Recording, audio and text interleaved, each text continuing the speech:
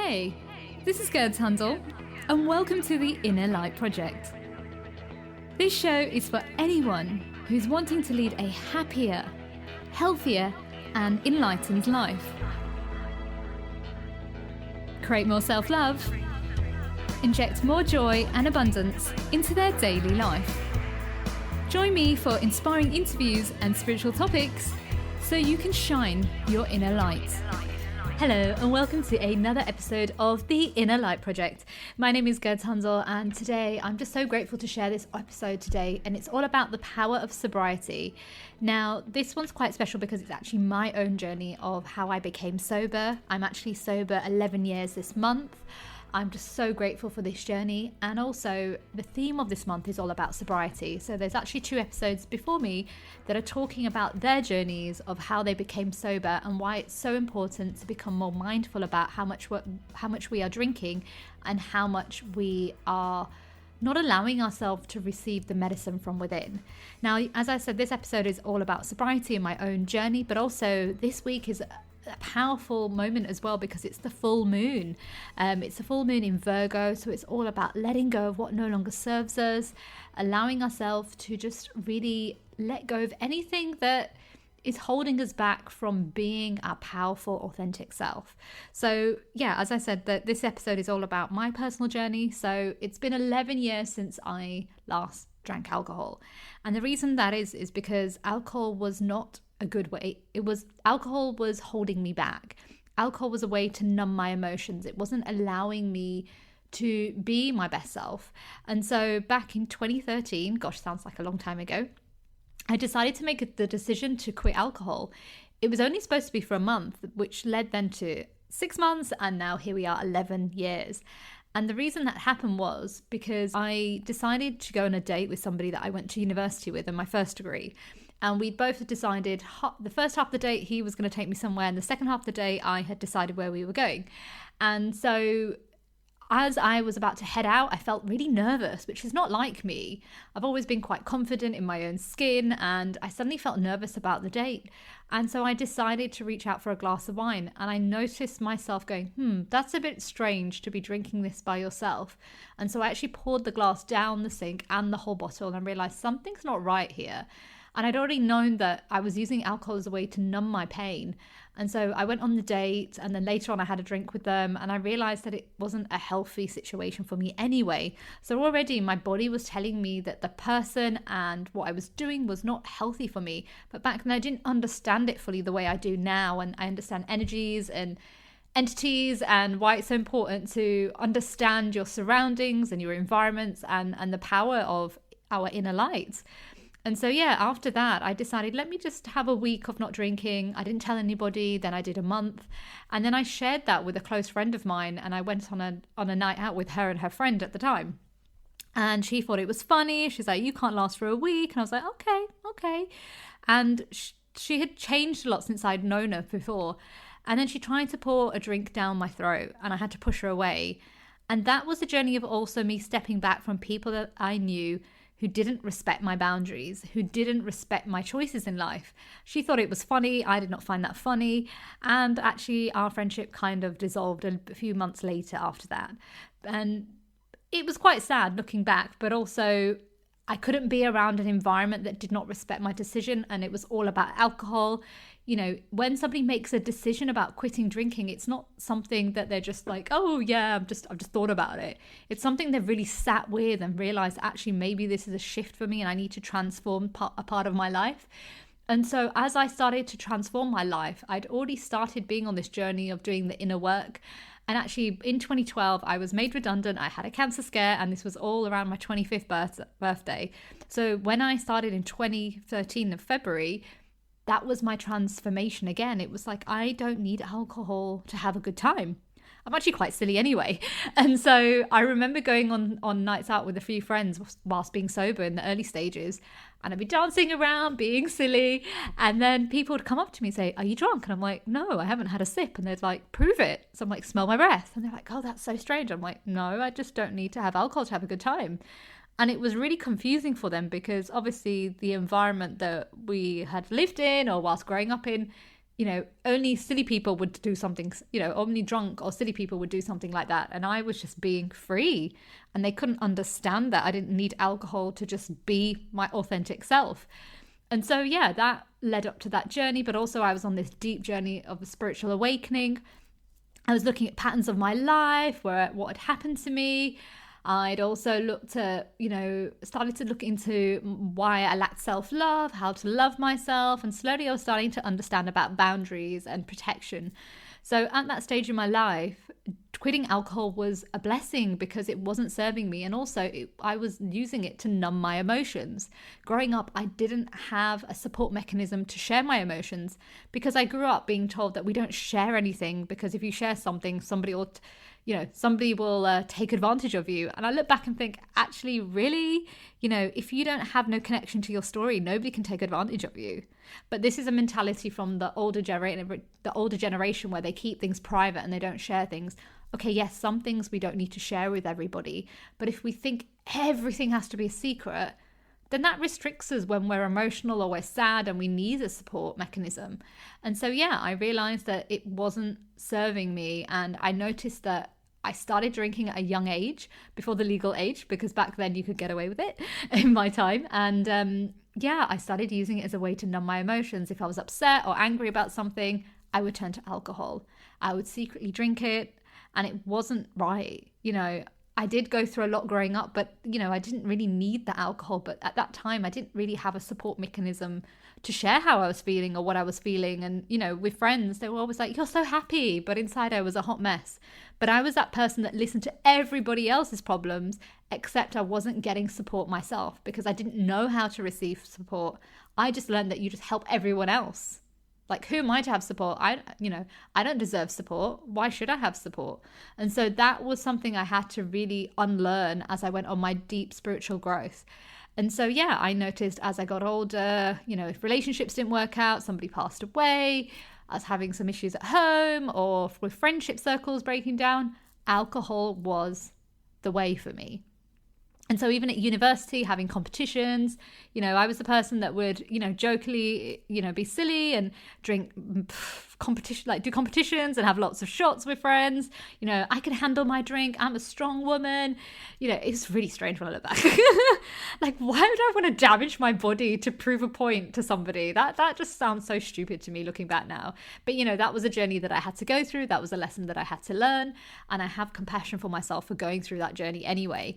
But yeah, I'm just grateful that I did quit drinking when I did, because when I quit drinking in 2013, by 2015, I had a kidney problem, and by 2017, I had an operation.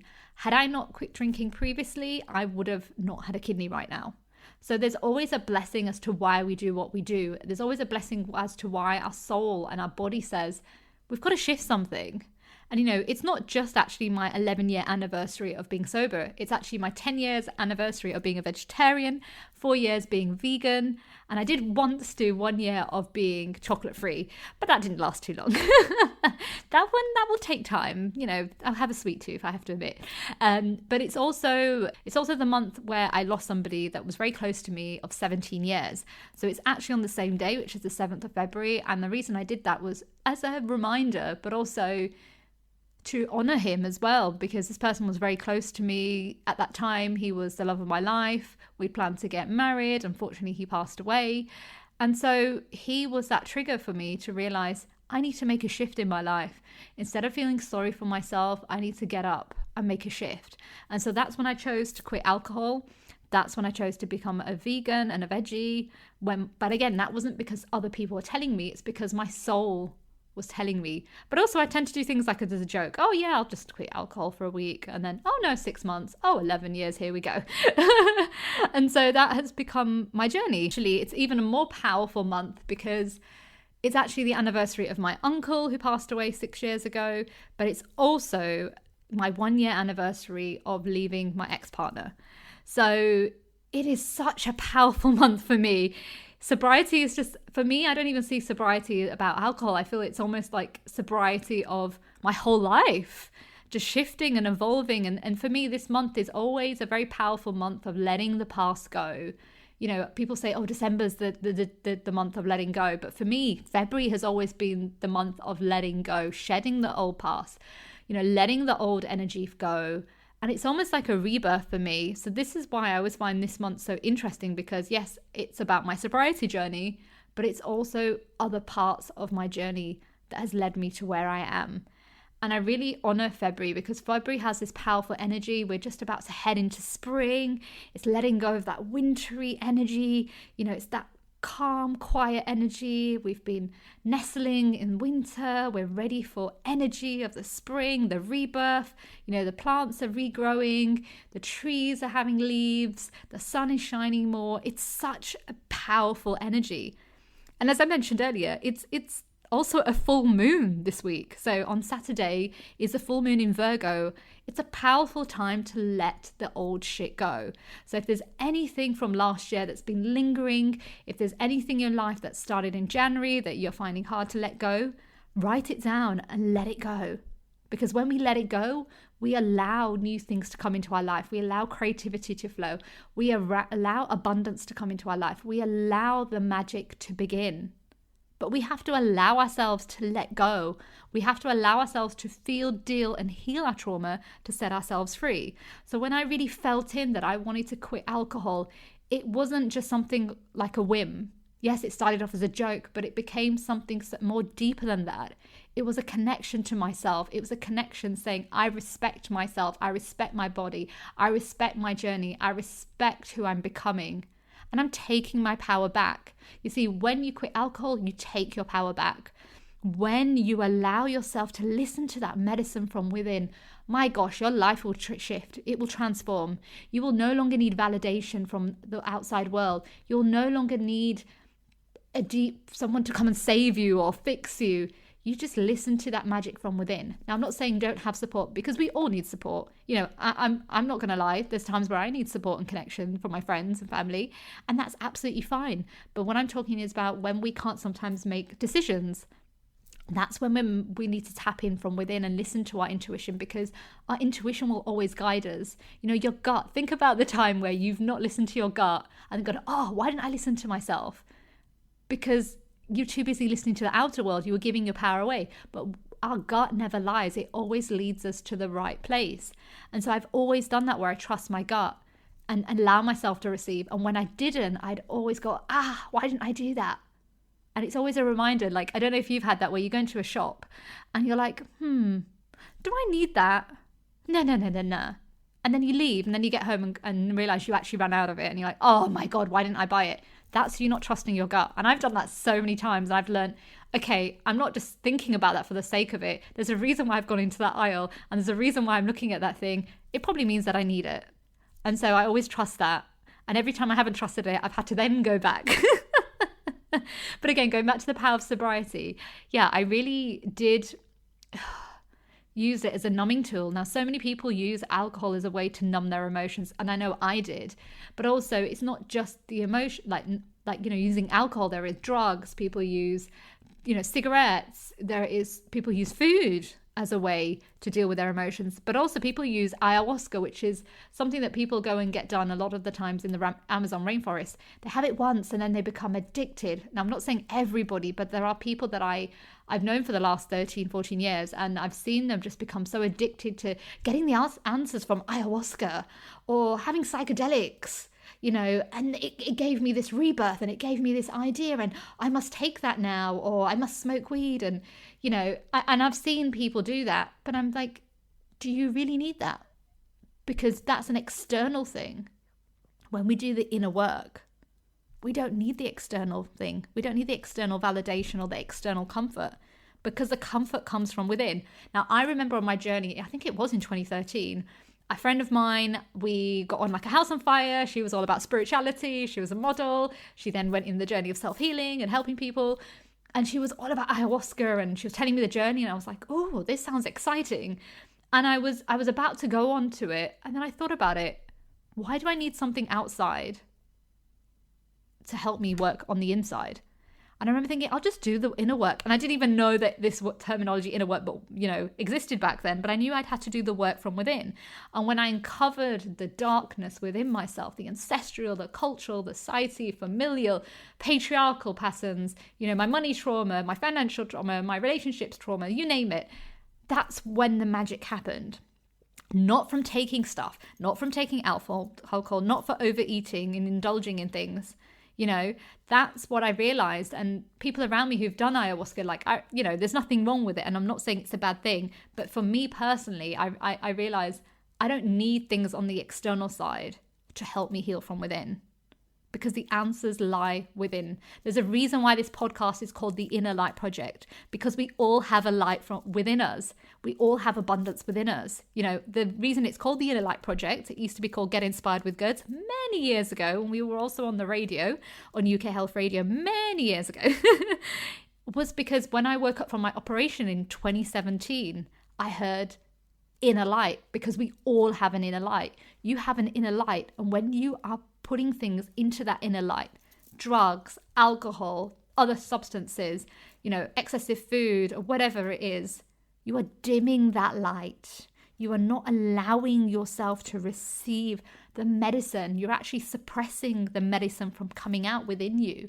to connect with you, to trust your intuition, to trust your third eye, to trust yourself. And the moment I quitted drinking alcohol, the moment my intuition skyrocketed. I started to observe things. I started to pay attention. I noticed my energy. I noticed my intuition getting stronger and stronger. There were lots of other things, like, we can go on about it, but like, there's fluoride toothpaste. I stopped doing fluoride toothpaste. And, I dated a guy who is a dentist, and he used to say to me, no, you need to have fluoride toothpaste. And I was like, no, but I can notice how it makes me feel. And he's like, what do you mean you're going to damage your teeth? And I was like, did they use fluoride toothpaste back in the day? Probably not. Did God use fluoride toothpaste? Probably not. But, I understood where he was coming from, but I was trying to see, because my intuition was saying to me, I don't need fluoride toothpaste. Let me just try fluoride free. And again, my intuition got stronger and stronger. And I noticed when I have it again, it would affect me. And that's my point with alcohol. I noticed when I took it out, my intuition just went whoosh. I could start to really trust myself and not doubt myself. I started to notice and observe things around me. And it was so fascinating. But also, it makes you look younger. So people don't believe my age, but I'm 36, turning 37 at the end of this year. And I actually look 10 years younger than what I actually look like. I was actually going for a walk today near the river. And the guy stopped me and we started having a chat. And he was like, are you in your mid-20s? And I said, no. He's like, what? And I told him my age, and he was shocked. I was like, yeah, it's just, when you choose to be happy, you trust yourself, and you don't rely on external things, you look youthful, you look younger. Again, it's with food, instead of like eating junk food all the time, there's a reason why you're getting spots and stuff, but we don't always pay attention to it. But when you eat younger, I don't mean that. When you eat healthily, you do notice that your skin starts to look youthful, you look younger, you feel healthier, you feel more joyful. And that's what happens when you eliminate alcohol. I know for me as well, it was a social setting as well with alcohol, because it wasn't just me dealing with my emotions, but also with the work environment that I was in at the time. I used to be a journalist. And so you would have to go to meetings during the day. Even when I worked as a financial publisher, you'd have to go to meetings and have a drink and and have a conversation. Most of the time it's all to do with deals. And then in the evening, we've got to go socialize. Let's go to the pub and do a quiz and have a few drinks, or let's go out this weekend. And so it becomes a pattern in your life. And I know for me at that time, because I was dealing with the news industry, because that was one of the industries I worked in, it was negative news. It was making me sad and depressed. And so then I used alcohol as a way to numb that emotion, because back then I didn't know I was a highly sensitive person. Back then I didn't know that I was an empath. I didn't know that I was absorbing energies. And because I didn't know how to protect myself at that point, or release the energy at that time, or transmute the energy, if you want to say that, I then absorbed it, and I felt the pain of others and the emotions of others and the negativity of others.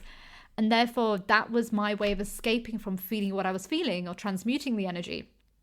And so, yeah, a lot of people that I've met on my journey, on being on this journey of doing the inner work, a lot of us used alcohol as a way to numb our pain because we didn't know how to connect with ourselves at that point in our journey. And the reason that is because we've never been taught that from a young age, how to connect with ourselves. There is no knowledge of self. From a young age, we're told, get a good education, to get a good job. Once you get a good job, get married, get a house, get a car, have kids. It's all these little things that we need to hit.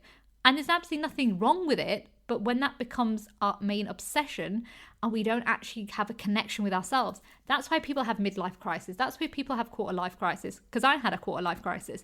That is why people are using alcohol, drugs, food, and other things as an addiction, because they have no connection with their emotions, their feelings. And we weren't taught to, connect with our feelings and understand ourselves. If you had a bit of a high or low moment, people were like, oh, there's something wrong with you. They've got mind health problems. Actually, no, we all have mind health issues. But the thing is, it's learning how to connect with our emotions. We don't need to use other things. And so when we have a connection and we learn about ourselves and we learn to understand our emotions, how we behave, how we act, how we think, what we feel, what we want, then we're able to shift that. Then we realize we don't need these external validation. We don't need these other substances to make ourselves feel better. I saw it within my own culture growing up. I come from a culture that is Indian. And, I saw growing up all the we call them uncles, but they're not really your uncles. It's people that you know. And, you'd see this pattern at weddings, like drinking off their head. And, we are these bad boys, like prove you can drink, you're this, you're that. And I look back and think, God, that is ridiculous. And, later down the line, because in my culture back then, women didn't drink, which was interesting. And so when women started drinking as well, like it became like a competition. And, it's really sad when I look at it, because I now understand that, it's not, most people are not drinking it for joy. Most people are drinking it to suppress how they're feeling. There's a lot of expectations in cultures. They need to be this, they need to get the great job, they need to have this, they need to have that. But that's not life. Life is loving yourself. And the key to loving yourself is not destroying yourself from within. It's nourishing yourself, giving yourself the right foods, the right supplements, the right everything that makes you happy and joyful. And so, I realized that 11 years ago. I thought, let me see how I get along. And I remember about probably 2 years into it, where I was at a friend's birthday party and she was like, oh, do you want a drink? Oh, sorry, no, I know you don't drink anymore. And I was like, oh, let me just smell the alcohol. And I smelled the drink, and it was actually my favorite drink at the time. And I was like, oh, I used to love this drink years ago. And I was like, I don't miss it. And she's like, what? I was like, yeah, I don't miss it. The smell is revolting to me. And it was interesting. The same thing happened to me when I quit meat. So when I became a vegetarian, again, I actually loved chicken. Growing up, I loved chicken. It was one of my favorite things. I used to love a Sunday roast and everything. I used to love ham. Oh my God, like ham and salad sandwiches. Oh my God, I was obsessed with them growing up as a child. And the way my mum would make them, oh my God, they were amazing. But I remember just deciding, let me just take meat out of my diet.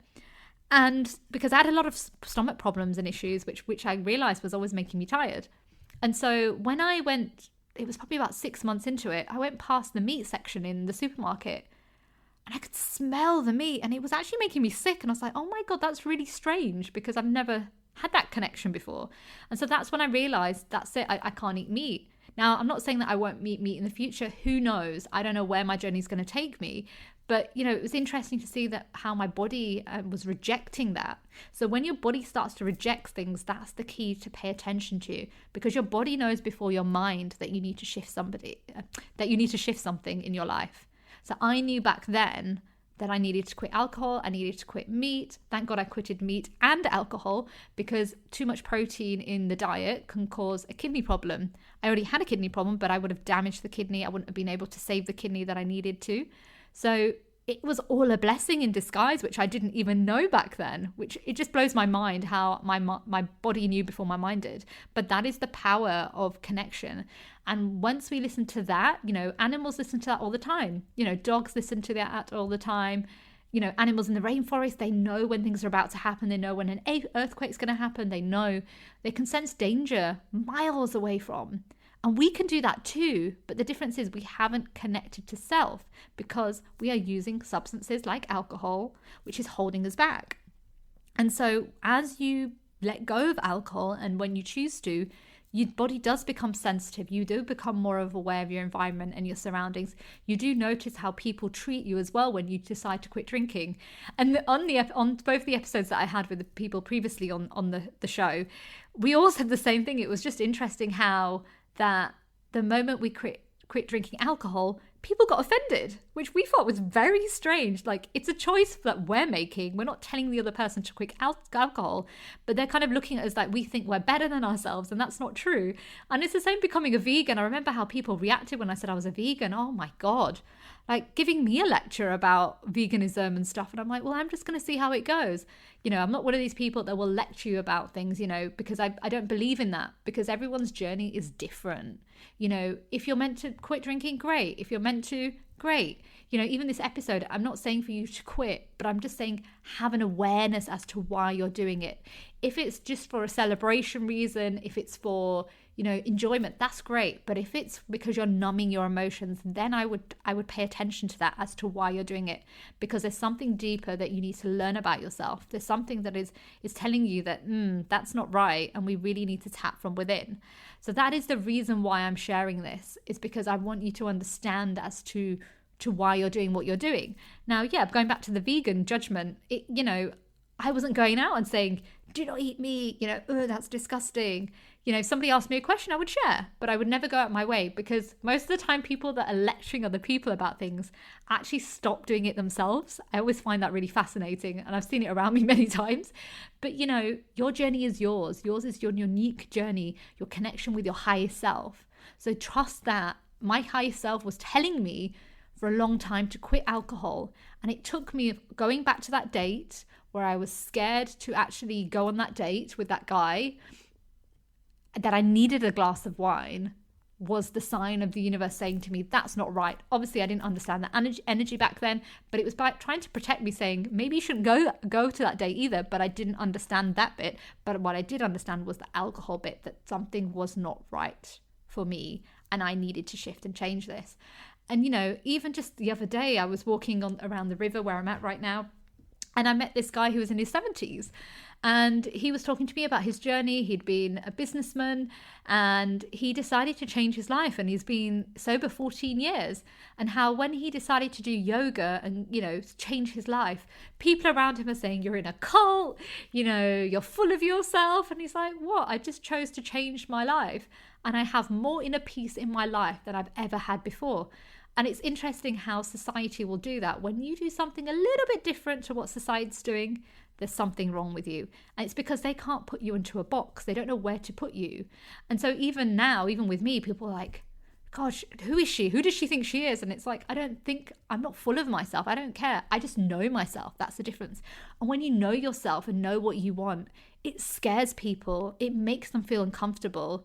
It actually triggers the fuck out of them. And I know I trigger the fuck out of people, and I've realized that. And it's taken me many years as to why, you know, I'll just stand there and somebody will get pissed off at me, and I'm like, what have I done? You know, it was never really about me. You know, if somebody's getting irritated with you, it's really, most of the time, it's never about you. It's some kind of wound that's being triggered within themselves. It's something from their childhood. So when I quitted alcohol and my friend was acting the way she did, it was a trigger within her. It was nothing to do with me. It was nothing to do with my story. It was that something within her probably knew that I was about to shift and change, but also that who is she to do that because I'm doing that? But again, that's her journey. You know, she had to go on her journey just like I had to go on my journey. And I just, again, like I want to just reiterate this, that you can change your life at any moment in any time of your life. You deserve so much more. You know, if you're using alcohol to, you know, if you're using alcohol to suppress your pain, please really listen into that. Because it's trying to tell you something. It's trying to say it's time to heal from within. You know, you were not born to suffer. You were born to live an amazing, magnificent life. You're born to have abundance. You were born to have joy. You were born to have gifts in your life. You were born to just live this beautiful, abundant, joyful being who you are. Don't ever forget that. And don't feel the need to suppress it with things.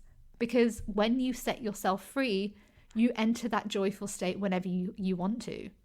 And, you know, if no one's ever said this to you, I just want to remind you that wherever you're at in your journey, I love you, I honor you, I respect you, and you've got this.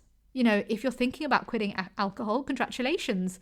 Welcome to a new powerhouse journey that you're about to embark on. Welcome to meeting a new version of yourself that you've never met before. Welcome to a version of yourself that is going to transform your life.